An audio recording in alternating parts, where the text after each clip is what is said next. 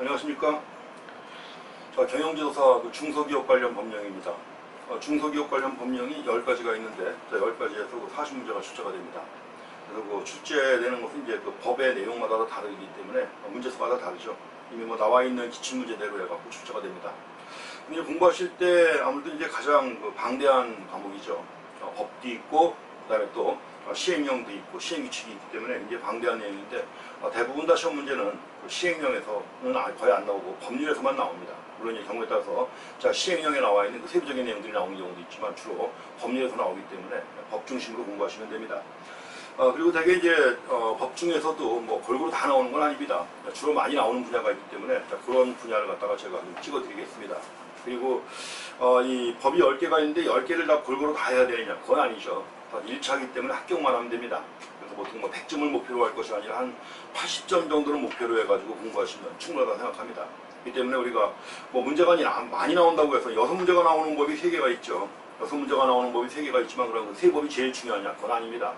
왜냐면 법 분량이 얼마 안 되는데 법 내용은 얼마 안 되는데 2문제가 나오는 이런 법들, 이것들이 오히려 더 중요하다고 볼 수가 있습니다. 그래서 우리가 보통 이제 출제 밀도라고 합니다. 법 내용에 비해서 문제가 몇 개 나오느냐, 이게 출제 밀도라고 하는 건데 출제 밀도가 높은 순서로 본다고 하면은 아무래도 제일 중요한 게 중소기업 기본법이 법 내용에 비하면 출제 밀도가 제일 높은 편입니다.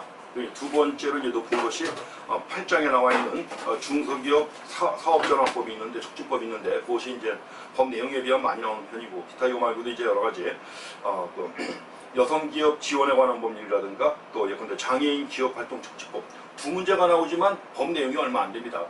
법 내용을 우리가 법제처 들어가가지고 그걸 이제 프린트하게 되면 법 내용은 4페이지예요. 4페이지인데 2문제가 나옵니다.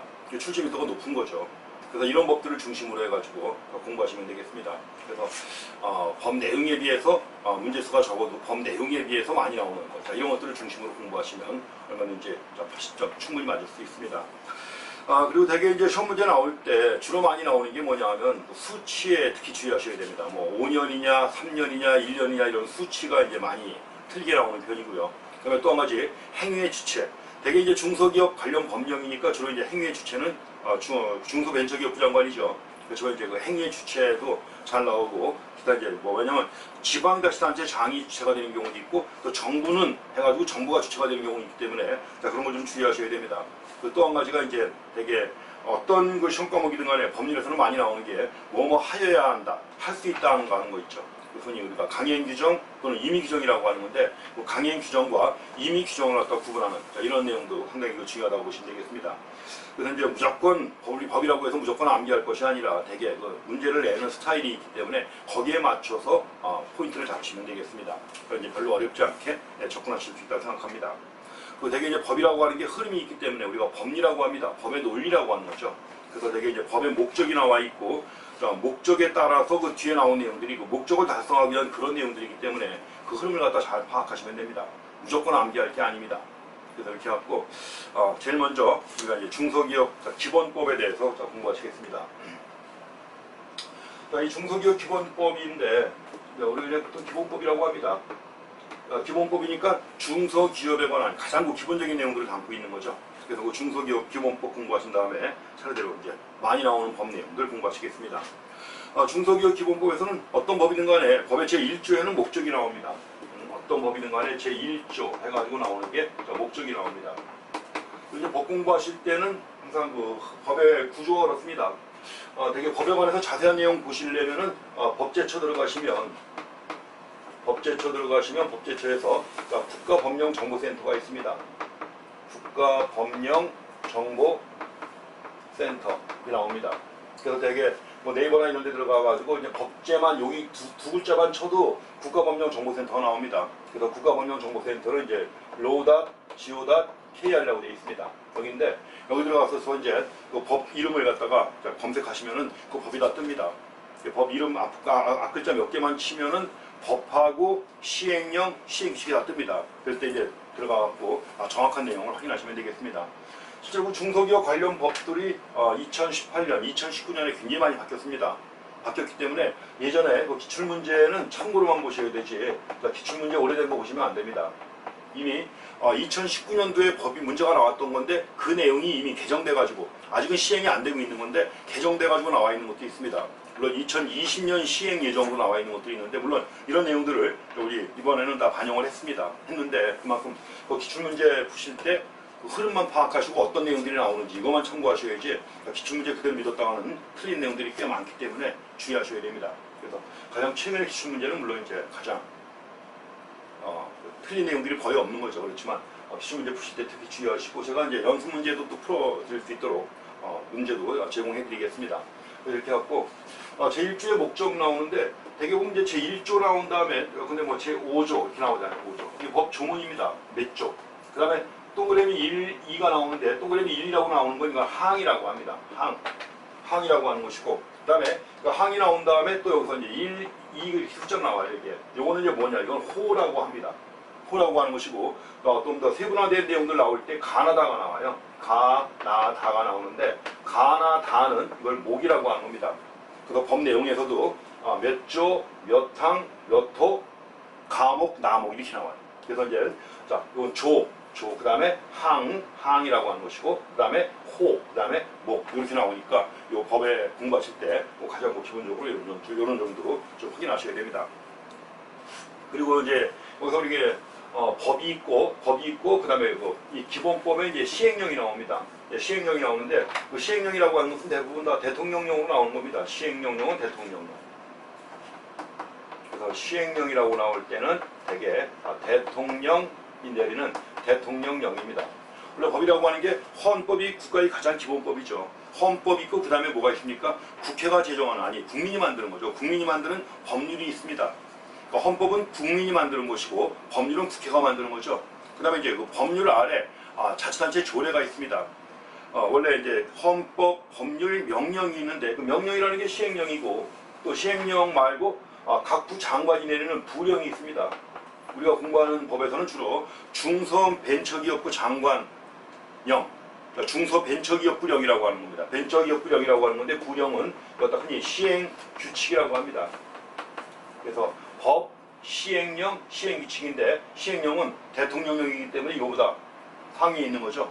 상위에 있는 것이고 그 다음에 이제 각 부마다 내리는 부령이 있는 겁니다. 시행규칙입니다. 그래서 이 흐름도 한번 일단 법을 처음 공부하실 때는 한번 확인하셔야 됩니다.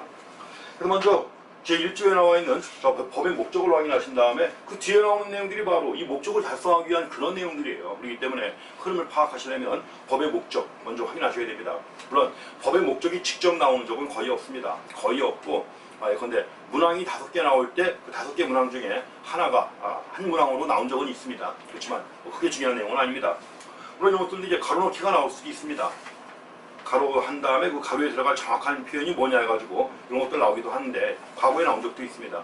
먼저 법의 목적 보겠습니다. 중소기업 기본법인데 중소기업은 정부가 진흥하고 보호하려고 하는 거죠. 왜냐하면 그 대기업과의 관계에서 항상 의뢰 입장에 있기 때문에 정부가 나서가지고 중소기업을 보호하려고 하는 겁니다. 그렇기 때문에 과거에는 중소기업청이었는데 그 중소기업청이 새 정부 들어와가지고 뭐예요? 중소벤처기업부가 된 겁니다. 청에서 부로 승격돼가지고 그만큼 위상이 높아진 거예요. 왜? 중소기업을 보호하겠다는 의지가 그만큼 강한 거니까 그런 거죠.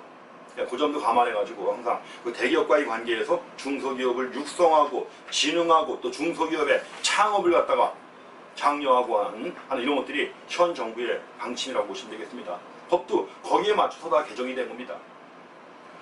그래서 먼저 이 법은 중소기업이 나아갈 방향 그리고 중소기업을 육성하기 위한 시책의 기본적인 사항을 정한다. 규정하여 주로 이제 창의적이고 자주적인 중소기업의 성장을 지원하고 나아가서 산업구조를 고도화하고 산업구조의 고도화도 꽤 오랫동안 강조되어 온 내용이죠. 또 국민경제를 균형 있게 발전시키는 것을 목적으로 한 바 해가지고 법의 목적이 나와 있습니다. 중소기업이 나아갈 방향 또 중소기업을 육성하기 위한 시책 이런 내용들 그렇게 함으로써 이제 중소기업의 성장을 지원하는 걸 목적으로 해서 나와 있는 겁니다. 제1조에는 이제 법의 목적이라고 하고 또 어떤 법이든 간에 제2조에 나오는 게 바로 이제 용어의 정의가 나옵니다. 제2조. 그래가지고 여기서 용어의 정의가 나와요. 그러니까 이 법에서 쓰인 용어에 대한 정의가 나옵니다. 근데 용어에 대한 정의가 또 꽤 잘 나오는 편입니다. 꾸준히 나옵니다. 그래서 용어에 대한 정확한 의미도 확인하셔야 됩니다. 자, 여러 가지 용어에 대한 정의가 나옵니다. 대개 한 여기서 6가지가 나와 있는데, 첫 번째는 창업일이라는 용어가 나와요. 창업일. 창업일인데, 창업일은 언제냐? 자, 법인인 경우하고 법인이 아닌 경우를 갖다 구분하셔야 됩니다. 그래서 이제 법인인 경우에 창업일은 법인 설립 등기일. 우리가 법인을 갖다 만들 때는 뭐예요? 자, 설립한 다음에 법인을 만든 다음에 물론 절차에 따라서 법인을 만들죠. 그런데 이제 뭐 정관을 작성한 다음에 창립총회 의결을 거쳐가지고 경우에 따라서는 자, 설립 허가를 받아야 돼요. 설립 인가나. 인가를 받는다고 해서 법인이 되는 게 아니라 인가를 받은 다음에 소재지 법원에다가 설립 등기를 해야만 법인이 되는 거예요. 그래서 법인이 되기 위한, 법인이 성립하기 위한 마지막 절차가 뭐예요? 설립 등기를 해야 되는 겁니다. 그래서 설립 등기를 해야 되는 것이기 때문에 법인인 기업의 경우에는 자, 법인 설립 등기일이 바로 창업일이 되겠습니다. 자, 법인인 경우에는 법인 설립 등기일. 그 다음에 법인이 아닌 사업자는 어떻게 하면 될까요? 사업자 등록을 하면 되는 거죠. 사업자 등록을 한 날이 바로 창업일이 되겠습니다. 창업일 개념도 구분하셔야 되고, 그 다음에 두 번째로 법인이 합병하거나 분할하는 경우가 있습니다. 두 개의 법인이 합쳐갖고 두 개의 회사가 합쳐가지고 하나가 되는 경우도 있고, 하나의 회사를 나누는 경우도 있죠. 그래서 이제 합병, 분할 나오는데, 합병일은 어떠냐? 또는 분할일. 법인인 기업의 경우에는 합병 또는 분할로 설립된 법인, 합병이나 분할로 설립된 법인의 설립 등기일이나 또는 합병 또는 분할 후 존속하는 법인의 변경 등기일이 바로 합병일 또는 분할일이 되는 겁니다. 반면에 이제 법인이 아닌 기업의 경우에는 공동사업장에 대해서 사업자 등록을 한 날, 사업자 등록을 한 날이나 공동사업장을 분리하여 사업자 등록을 한 날이 바로 합병일 또는 분리일이 되는 겁니다. 분할일. 그래서 이제 뭐 거의 안 나오지만 그래도 참고로 한번 봐주시고요. 다음에 세 번째, 관계기업이라는 용어가 나옵니다. 관계기업이 나오는데 이거는 뭐냐? 자, 외부 감사의 대상이 되는 기업이, 감사 대상이 되는 기업이 외부감사. 그러니까 외부감사 대상이 되는 기업이 다른 국내 기업을 지배함으로써 지배 또는 종속관계에 있는 기업 집단이 바로 관계기업이라고 하는 겁니다. 그래서 다른 국내 기업을 지배함으로써 지배 또는 종속관계에 있는 기업 집단, 자, 이런 걸 갖다가 관계기업이라고 합니다. 다음에 그 주식 등이라는 용어가 나옵니다. 주식 등. 대개 이제 등자를 보통 우리가 띄어쓰기 할 땐 띄어쓰지만 법에서는 다 붙였습니다. 그래서 주식 등등등 해가지고 주식 등이라고 나왔는데, 그 주식 등이라고 할 때는, 근데 주식회사의 경우에는 발행 주식인데, 물론 발행 주식이라고 하더라도 의결권이 없는 주식은 고려할까요 말까요? 말아야 되는 거죠. 의결권이 없는 주식은 제외합니다. 그래서 의결권이 없는 주식을 제외한 발행 주식 총수, 그 다음에 이제 주식회사 외의 기업인 경우에는 출자 총액을 얘기하는 겁니다. 이게 주식 등이에요. 주의하셔야 됩니다. 그러니까 주식 등에 관해서는 이제 15회 시험에서 또 같이 나온 적이 있습니다. 그래서 발행 주식 총수, 주식회사 외의 기업의 경우에는 출자 총액이 주식 등에 포함되는 겁니다. 다음에 친족이 나옵니다. 친족은 우리가 일반적으로 민법에서 얘기하는 거죠. 자, 친족이라고 할 때는 이제 배우자인데 사실상 혼인관계에 있는 자도 포함합니다. 사실상 혼인관계에 있는 자를 포함한 배우자와 또 육촌인의 혈족이에요. 육촌인의 혈족과 사촌인의 인척입니다. 자, 인척은 뭐죠? 혼인관계로 형성된 관계를 갖다 인척이라고 하는 거예요. 반면에 혈족은 뭐예요? 글자 그대로 피를 물려받은 거죠. 그래서 육촌인의 혈족, 사촌인의 인척이 바로 친족범위에 들어가는 겁니다. 뭐 우리나라 민법 사법관계에서는 가장 기본적으로 나오는 얘기죠. 그래서 친족이라고 할 때 그것도 확인하시는데 뭐 시험에 나옵니다. 나왔었고요. 15회 시험에서 나왔던 겁니다. 15회가 아니라 2015년 시험에서 나왔던 겁니다. 자, 다음에 임원이 나옵니다. 자, 임원은 최근 한 5년, 보통 이제 우리가 출제 흐름 따질 때는 최근에 5년 흐름을 따지는데, 최근 5년 동안 2번 나온 것이 바로 임원에 관한 내용입니다. 2015년, 2018년 2번 나왔었는데, 자, 임원이라고 할 때는, 자, 주식회사 또는 유한회사의 경우에는, 주식회사나 또는 유한회사의 경우 있죠. 이럴 때는 등기된 이사입니다. 등기된 이사인데 사회이사는 포함시킬까요? 안 시킬까요? 제외합니다. 이게 포인트예요. 자, 지금까지 나왔던 용어의 정의에서 자, 임원에 관해서 얘기가 나오면 항상 포인트가 사회이사를 포함시키느냐 안 시키느냐, 그게 포인트입니다. 자, 사회이사는 어떻게 한다? 제외합니다. 자, 사회이사는 임원에 안 들어가요. 그래서 항상 그거 주의하시면 됩니다. 그래서 주식회사나 유한회사는 등기된 이사인데 사회이사는 제외한다는 거. 자, 그 점 주의하시면 됩니다. 그리고 주식회사 또는 유한회사 외 기업의 경우에는 무한책임사원 또는 업무집행자가 바로 임원에 들어갑니다. 무한책임이라는 건 뭐죠? 자, 회사의 책임에 대해서 무한한 책임을 지는 거예요. 쉽게 얘기하면 회사가 망했다. 그러면 뭐예요? 그 회사가 지고 있는 부채를 개인 재산까지 다 팔아서라도 갚아야 되는 이런 사원이 바로 무한책임사원이에요.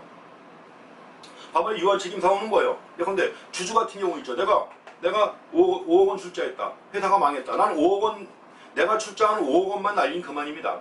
나머지 회사가 지고 있는 부채를 내가 책임질 필요가 없는 거예요.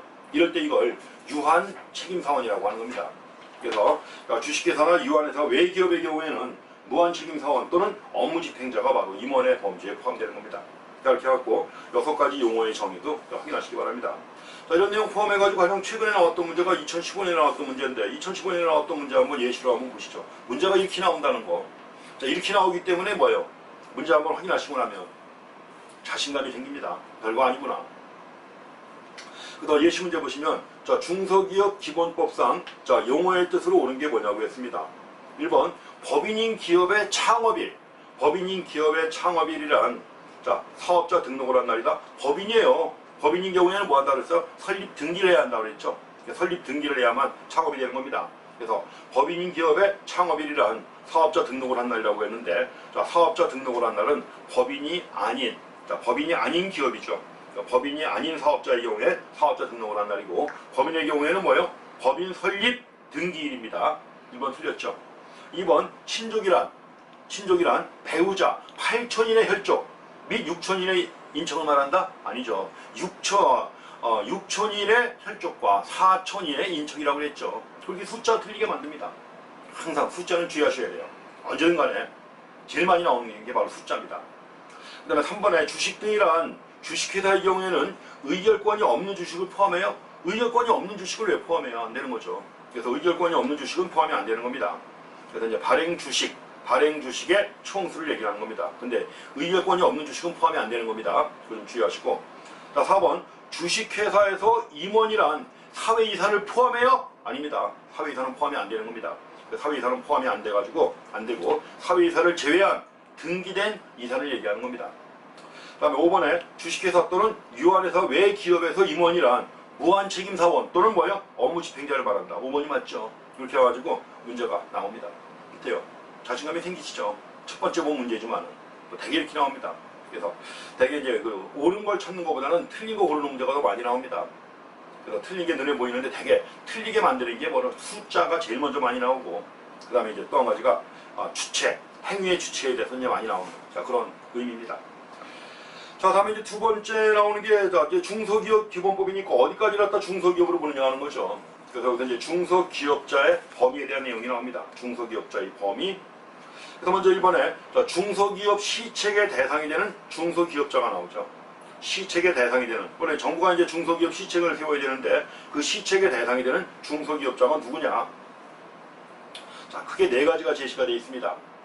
그래서 자, 중소기업을 육성하기 위한 시책.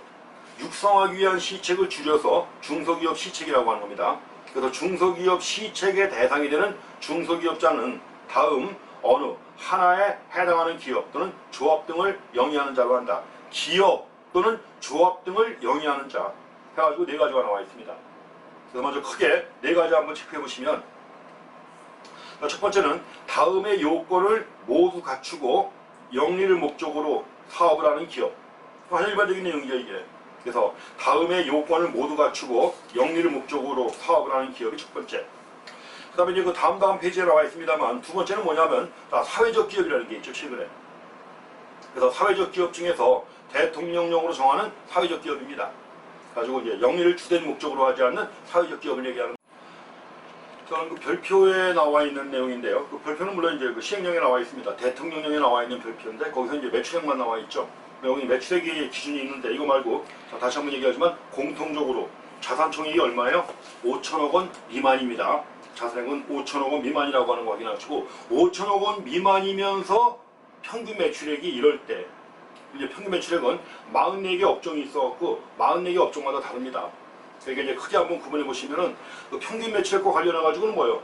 1,500억 원 평균 매출액 등이 1,500억 원 이하입니다. 1,500억 원 이하. 그 다음에 뭐가 나와 있죠? 1,000억 원 이하. 그 다음에는 뭐예요? 800억 원 이하. 그 다음에 600억 원 이하. 그 다음에 400억 원 이하입니다. 자, 꺾이는 부분이 얼마인가 보세요. 1,500억 원, 1,000억 원. 그 다음에 800억 원, 600억 원, 400억 원입니다. 가지고 이제 업종을 구분하고 있습니다. 그래서 이제 업종인데 아무래도 일반적으로 규모가 큰 경우에는 평균 매출액도 규모가 크죠. 그래서 이제 규모가 큰 경우가 이 주된 업종 해가지고 1번부터 6번까지 나와 있습니다. 자, 의복, 가죽, 펄프, 1차 금속, 전기장비 등등 가구 제조업까지는 뭐예요? 1,500억 원 이하. 그 다음에 농업, 임업, 어업의 경우에도 뭐예요? 1,000억 원 이하예요.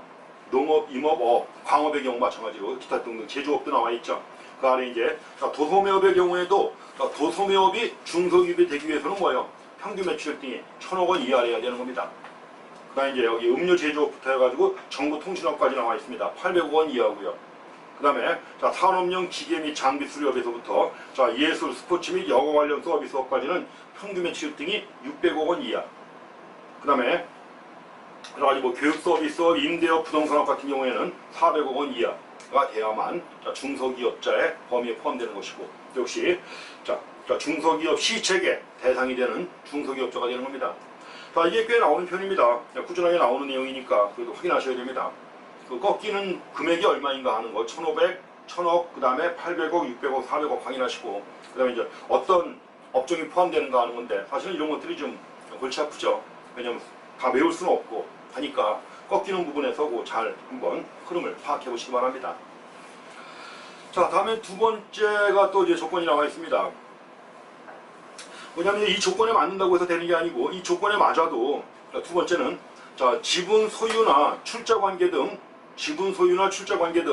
소유와 경영의 실질적인 독립성이 다음에 하나에 해당하지 아니하는 기업일 것.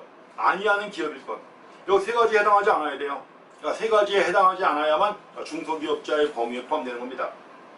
그럼 세 가지가 이제 시행령에 나온 내용이지만 요거는 2014년, 2017년 두 번 나왔던 겁니다. 그러니까 한번 보셔야 되는 내용이죠. 첫 번째는 독점 규제 및 공정거래에 관한 법률. 이게 공정거래법이라고 하는 건데, 공정거래법에 따른 상호 출자 제한 기업 집단에 속하는 회사 또는 공시대상 기업 집단의 소속 회사로 편입, 통지된 것으로 보는 회사 중 상호 출자 제한 기업 집단에 속하는 회사. 원래 그 상호 출자 제한 기업 집단이라는 게 흔히 얘기하는 재벌을 얘기하는 겁니다. 일반적으로 얘기하는 재벌. 그래서 적어도 중소기업자가 되기 위해서는 규모가 작아도 상호 출자 제한 기업 집단에 속하는 회사나 등등은 중소기업자의 범위에서 제외가 되는 겁니다. 주의하셔야 되는 거예요. 그 다음에 또 한 가지, 이은혜 자산 총액이 5천억 원 이상인 법인인데, 여기서는 외국법인도 포함됩니다. 글로벌한 경영 환경이에요. 외국법인 다 포함됩니다. 그래서 자산 총액이 5천억 원 이상인 법인, 외국법인을 포함하되 비영리법인은 제외합니다. 비영리법인은 제외예요. 그래서 5천억 원 이상인 법인이 주식 등의 100분의 30 이상을 직접적 또는 간접적으로 소유한 경우로서 최다 출자자인 기업의 경우에도 중소기업자가 아닙니다. 다음에 세 번째로 관계기업에 속하는, 관계기업에서 앞에서 얘기했었죠, 정의. 관계기업에 속하는 기업의 경우에는 평균 매출액 등이 별표 1의 기준에 맞지 아니하는 기업, 이런 경우에도 역시 중소기업이 아닙니다. 중소기업자의 범위에 포함이 안 되는 거예요. 그래서 다음에 해당하지 아니하는 기업일 때 지분 소유나 출자 관계 등 소유와 경영의 실질적인 독립성이 그 세 중에 어디에 해당하지 아니하는 기업이래야만 중소기업자가 되는 겁니다. 그래서 그것도 확인하셔야 되고요. 다음에 그 사회적 기업 얘기했었죠. 사회적 기업 중에서 뭐죠? 대통령령으로 정하는 사회적 기업인데, 대통령령으로 정하는 내용이 뭐냐? 영리를 주된 목적으로 하지 아니하는 사회적 기업은, 사회적 기업이 역시 중소기업자의 범위에 포함되는 겁니다. 중소기업 시책의 대상이 되는 중소기업자의 범위에 포함되는 겁니다. 그 다음에 이제 협동조합 연합회, 사회적 협동조합 연합회 중 대통령령으로 정하는 자. 세부적인 내용이 시험에 한 번도 안 나왔기 때문에 대통령령으로 정하는 내용은 포함 안 시켰습니다. 그 다음에 또 소비자 생활협동조합 연합회, 전국연합회 중 대통령령으로 정하는 자가 바로 이 법의 적용, 아니면 중소기업 시책의 대상이 되는 중소기업자의 범위에 포함되는 겁니다. 다음에 이제 중소기업인데, 이제 우리가 일반 다른 기업과 구별되는 중소기업에 대한 정의를 봤습니다. 근데 중소기업의 경우에도 두 가지가 있죠. 중기업과 소기업이 있습니다. 이것도 구분하셔야 돼요. 그래서 먼저 중소기업의 구분이 나옵니다. 자, 중소기업은 대통령령으로 정하는 구분 기준에 따라 자, 소기업과 중기업으로 구분합니다. 자, 대통령령으로 정하는 구분 기준에 따라 소기업과 중기업으로 구분한다. 요 문장이 2019년 시험에 나왔던 문장입니다. 맞는 거죠, 물론. 그래서 자, 소기업과 중기업으로 구분한다. 그럼 여기서 이제 소기업을 나눠야 돼요. 일반 중소기업 중에서 소기업을 나눠야 되는데, 자, 소기업은 중소기업 중 해당 기업이 영위하는 주된 업종별 평균 매출액 등이 별표 3의 기준에 맞는 기업으로 한다. 별표의 기준을 또 제시해놨습니다. 기업으로 하고, 자, 중소기업 중 중기업은 소기업을 제외한 중소기업 중에서 그 별표 3에 나와 있는 기준에 해당하는 소기업을 제외한 나머지 기업이 바로 중기업이 되는 겁니다. 그래서 자, 별표 3에 나와 있는 자, 소기업의 구분 기준인데, 이것도 시험 문제 최근에만 5년 동안 2015년, 2018년 두 번 출제가 됐습니다. 소기업에 대해서. 여기서도 이제 1번부터 43번까지 있습니다. 업종이 1부터 43번까지 업종이 나와 있죠. 그래가지고 이제 여기 물론 이제 하나가 좀 빠졌습니다. 하나를 뺐어요. 왜냐면 정보통신업이 있는데 정보 서비스업이 또 있습니다. 이제 그거 하나 포함해가지고 따로 이렇게 해서 43가지를 해놨는데, 여기서도 자, 규모 기준 보세요. 앞에선 1,500억, 1,000억, 800억, 600억, 400억이었죠. 여기서는 얼마입니까? 평균 매출 등이 120억 원. 이거 소기업이에요. 자, 소기업이기 때문에 120억 원, 그 안에 얼마? 80억 원입니다. 80억 원, 그 다음에 50억 원, 30억 원, 10억 원 구분해놨습니다. 그래서 120억 원 이하인 경우, 자, 식료품 제조업, 음료 제조업에서부터 어디까지예요? 수도업까지 나와 있죠. 이 경우에는 120억 원 이하. 그 다음에 두 번째, 농업, 임업, 어업, 광업에서 포함해가지고, 농업, 임업, 어업, 광업에서 포함해가지고 뭐예요? 자, 여기 금융 및 보험업이 나와 있습니다. 금융 및 보험업까지의 경우에는 뭐예요? 평균 매출액 등이 80억 원 이하. 80억 원 이하. 다음에 이제 자, 도매 및 소매업에서부터 시작해가지고 두 가지예요. 도매 및 소매업, 정보통신업의 경우에는 뭐예요? 50억 원 이하. 그리고 자, 수도, 하수 및 폐기물 처리 등등에서부터 시작해가지고 뭐예요? 자, 산업용, 예술, 스포츠 및 여가 관련 서비스업 있죠? 30억 원 이하입니다. 소기업이에요. 그리고 이제 나머지 산업용 기계 및 장비 수리업에서부터 교육 서비스업, 그 다음에 숙박업, 음식점업 다 얼마? 평균 매출액이 10억 원 이하면 소기업에 포함되는 겁니다. 그래서 소기업에 포함되는 자, 그 내용도 좀 구분하셔야 돼요. 사실 이게 어려운 거죠. 어떻게 보면 몇십 가지 나열한 다음에 그 중에서 이제 골라내는 거기 때문에 쉽지 않습니다. 그리고 이제 우리가 흔히 얘기하는 여기서 나와 있는 업종이라는 게 우리가 흔히 그냥 일반적으로 쓰는 그 용어에 나오는 그런 업종은 아니잖아요. 그렇기 때문에 구분하기 어렵습니다만은 그래도 시험에 나오니까 한 번 정도 구분해가지고 확인하셔야 됩니다. 자, 다음에 그 적용유예가 나옵니다. 적용유예. 만약에 그 중기업이었는데 소기업에 해당하고 또 소기업 기준에 해당하지 아니하면 그 다음에는 중소기업이 아니 되는 거 아니에요, 그렇죠? 이럴 때 어떻게 할 것이냐는 거죠. 그래서 적용유예라고 해가지고 먼저 첫 번째, 중소기업이 규모의 확대 등으로 중소기업에 해당하지 아니하게 된 경우 그 사유가 발생한 연도에 다음 연도부터 3년간은 중소기업으로 봅니다. 대개 그 중소기업이 크게 또 성장하게 되면 중견기업이 되잖아요. 근데 대개 중소기업이 중견기업으로 넘어가죠. 그럼 혜택이 100몇 가지가 없어진다고 합니다. 그동안 중소기업이기 때문에 받던 혜택 중에 없어지는 게 100몇 가지가 된다는 거예요. 그러니까 그 혜택을 계속 받기 위해서 뭐예요? 성장하지 않고 회사를 쪼개잖아요, 보통. 회사를 쪼개가지고 이제 둘로 나누는 겁니다. 가지고 중소기업의 지위를 계속 유지하면서 정부가 주는 여러 가지 세제 혜택이라든가 이런 것들을 계속 받기 위해서 그렇게 한단 말이에요.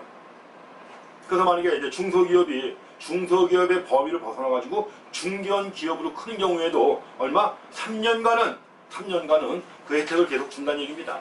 3년간입니다. 그래서 규모가 확대가 돼가지고 중소기업에 해당하지 아니하게 된 경우 그 사유가 발생한 연도에 다음 연도로부터 3년간은 중소기업으로 옵니다. 3년간 숫자 나와요. 2014년도에 나왔던 시험 문제에도 포함됐었는데 그때도 숫자 가지고 5년간 해갖고 집어넣은 다음에 틀린 거 찾아라 이렇게 나온 겁니다. 자, 3년입니다. 사유가 발생한 연도의 다음 연도로부터 3년간은 중소기업으로 본다. 그런데 여기 또 유예가 있습니다. 이건 이게 이제 유예에 관한 적용 유예에 관한 규정이죠. 3년간은 중소기업으로 보는 것이고, 그런데 여기에 또 예외가 있습니다.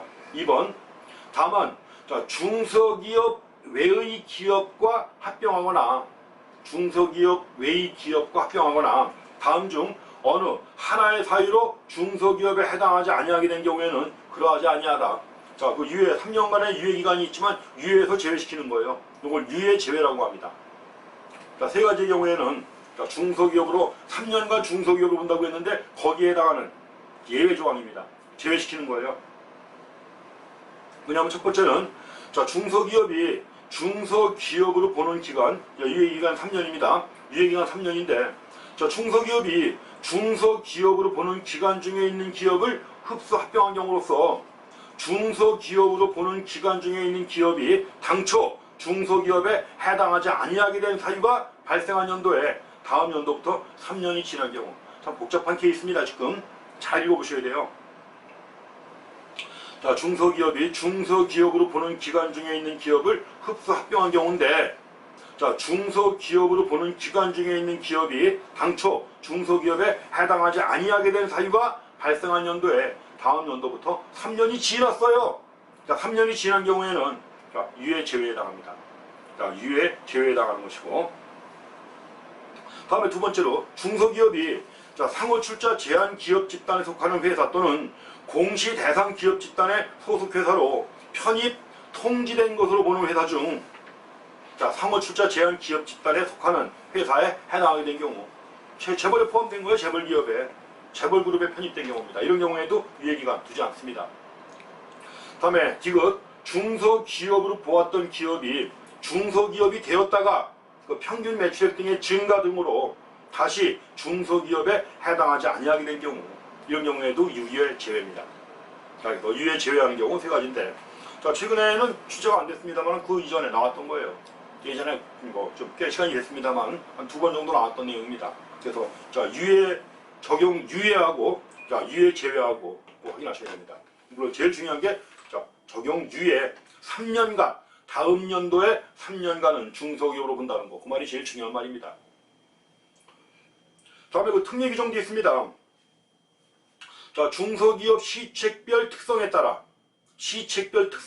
특히 필요하다고 인정하면 자, 중소기업 협동조합법이나 그 밖의 법률을 정하는 바에 따라 중소기업 협동조합이나 그 밖의 법인, 단체 등도 중소기업자로 할 수 있다는 거 주의하시기 바랍니다. 할 수 있다. 그래서 특히 필요하다고 인정하는 경우에요. 특히 필요하다고 인정하는 경우에는 자, 중소기업 협동조합법이에요. 협동조합법이나 그 밖의 법률에서 정하는 바에 따라 자, 중소기업 협동조합이나 그 밖의 법인, 단체 등을 중소기업자로 할 수 있다는 것도 한번 확인하고 지나가실 내용 중에 하나입니다. 자, 다음에 그 예시 문제 보시겠습니다.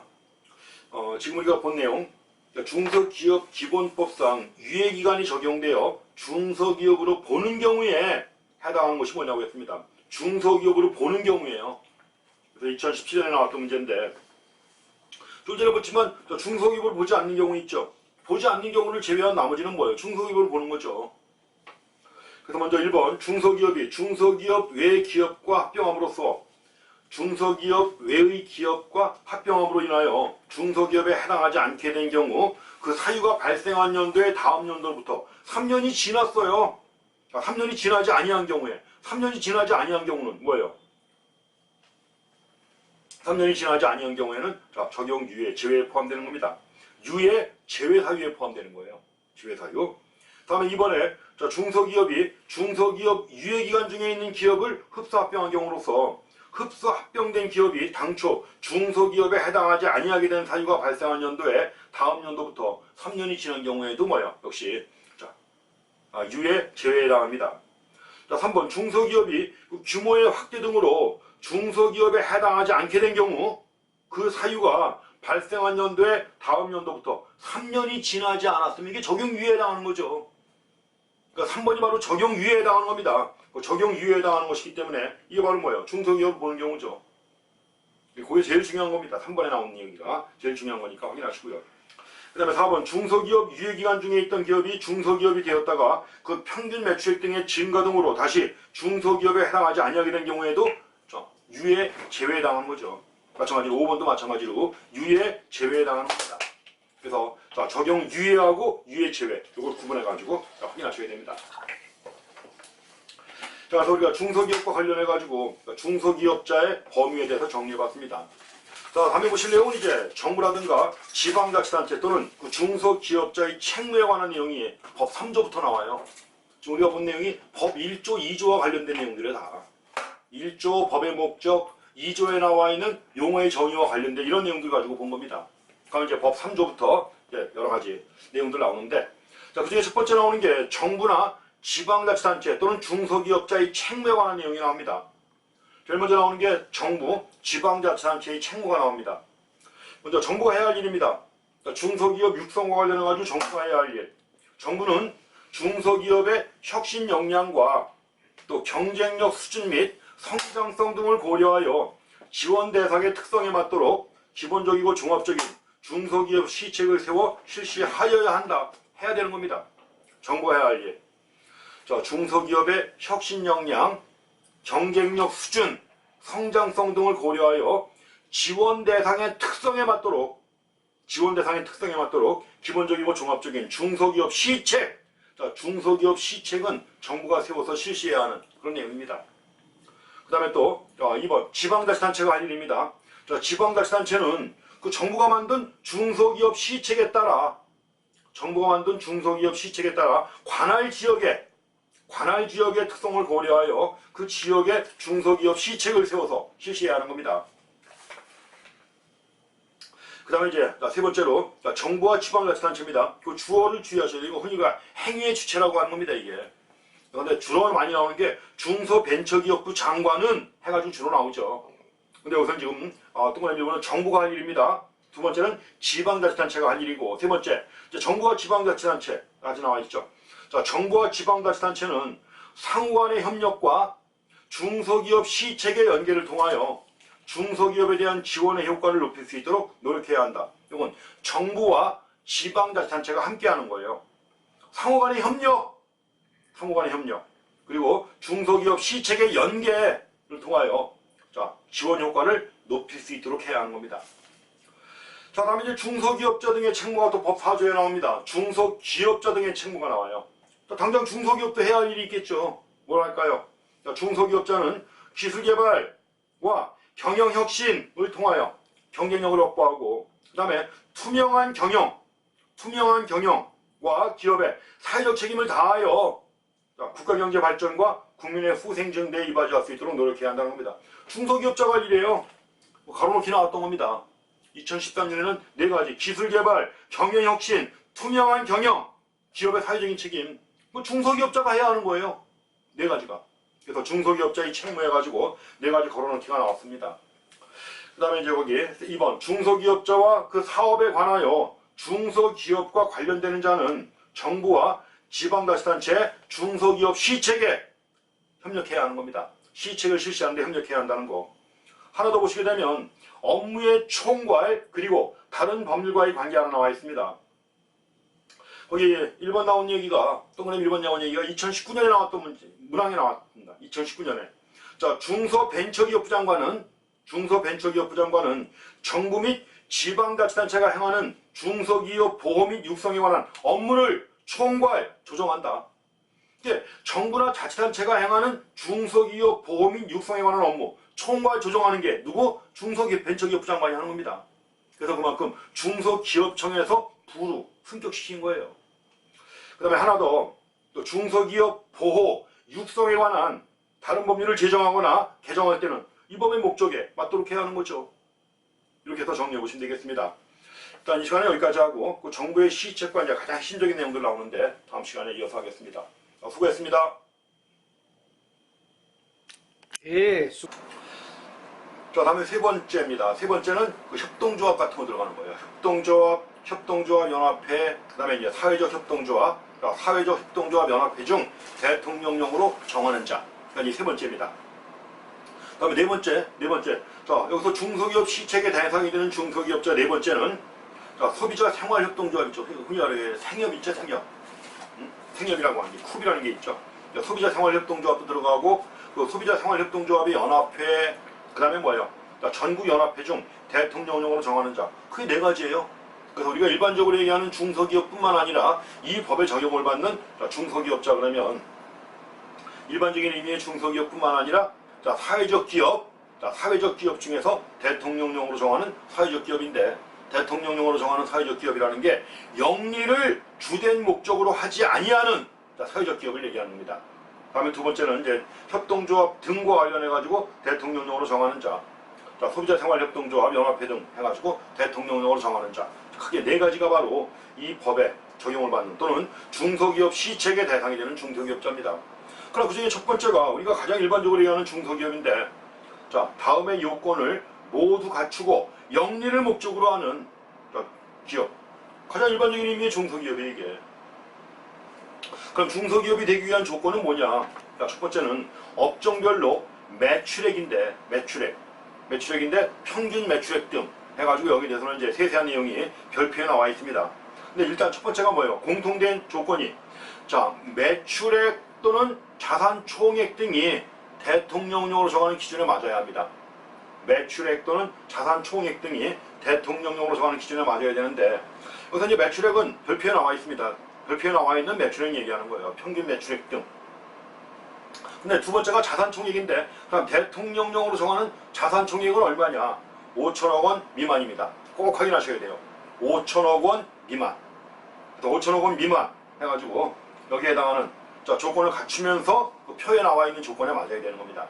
그래서 이제 별표에 그 조건이 나와 있는데 그 조건 주의하셔야 됩니다. 최근에 법이 개정되면서 과거에는 종업원 수까지 포함됐었는데 지금은 종업원 수가 안 나옵니다. 매출액만 가지고 얘기하는 거예요. 그래서 평균 매출액 가지고 따지는 겁니다.